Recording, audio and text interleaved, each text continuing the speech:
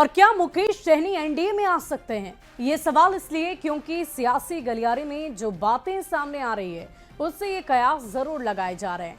मुकेश सहनी की पार्टी साल 2020 की तरह एनडीए में शामिल हो सकती है क्या? ये रिपोर्ट आप देखिए।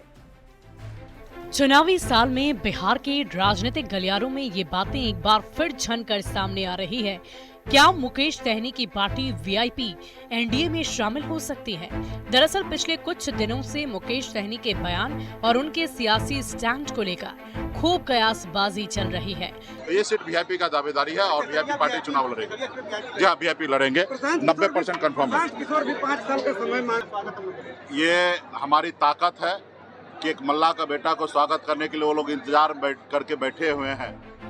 पटना में मुकेश सहनी ने तेजस्वी की मौजूदगी में 60 सीटों की डिमांड कर दी और ये भी कह दिया कि तेजस्वी सीएम बनेंगे और वो डिप्टी सीएम। बात यहीं तक नहीं रुकी। जब पिछले दिनों तेजस्वी यादव के आवास पर इंडी गठबंधन की बैठक हुई तो मुकेश सहनी बैठक में मौजूद नहीं रहे। मुकेश सहनी के बयान और उनके स्टैंड से इंडिया गठबंधन में उनके सहयोगियों के रिश्ते तल्ख होते जा रहे हैं। वहीं बीजेपी नेताओं के जिस तरह से बयान सामने आए उससे ऐसा लग रहा है कि अंदर ही अंदर कुछ तो खिचड़ी जरूर पक रही है। डिप्टी सीएम सम्राट चौधरी मुकेश सहनी को अपना भाई कहते नहीं थक रहे तो दिलीप जायसवाल का बयान ये आया कि वो इंडिया गठबंधन के कई बड़े नेताओं के संपर्क में है। नई संभावनाओं को ये बयान भी जन्म दे रहा है। ने हमारा पार्टी को एक अति पिछड़ा का पार्टी को खरीद लिया, पार्टी को खत्म करना चाहा, एक अति पिछड़ा नेता को बिहार की राजनीति से समाप्त करना चाहा। तो सब मुंगेरी लाल के हसीन सपने हैं।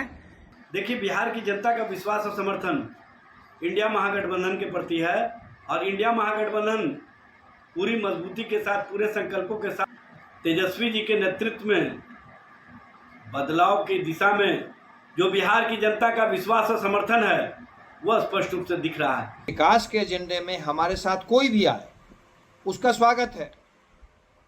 हमारे लिए राजनीतिक अछूत सिर्फ और सिर्फ वो लोग हैं जिन्होंने बिहार के साथ गद्दारी की है, जिन्होंने बिहार का विनाश किया। वह इंडिया में रहेंगे या फिर एनडीए में रहेंगे, यह एक एनडीए और इंडिया को लेकर के जो ऊहापोह की स्थिति बनी हुई है। और बीते दिन जो इंडिया ब्लॉक महागठबंधन की बिहार में बैठक हुई तो वह दिल्ली में थे, तो वह उनका पूर्व निर्धारित कार्यक्रम था। लेकिन देखिए, ऊहापोह की स्थिति जरूर बनी हुई है।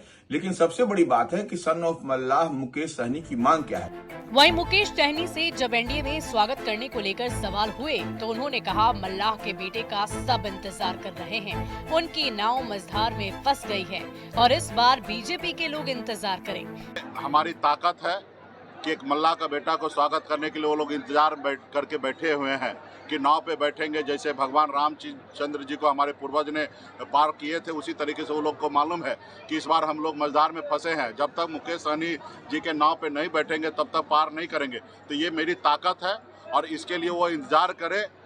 मुकेश सहनी इंतजार करने की बातें कर रहे हैं, लेकिन सियासी गलियारे में ये कयासबाजी जारी है कि क्या मुकेश सहनी एनडीए में जा सकते हैं। अगर वास्तव में ऐसा कुछ होता है तो तेजस्वी के अति पिछड़ों को अपने साथ ले जाने के अभियान को बड़ा झटका लग सकता है। न्यूज़ 18 के लिए पटना से संजय कुमार के साथ मोतिहारी से अवनीश कुमार सिंह की रिपोर्ट।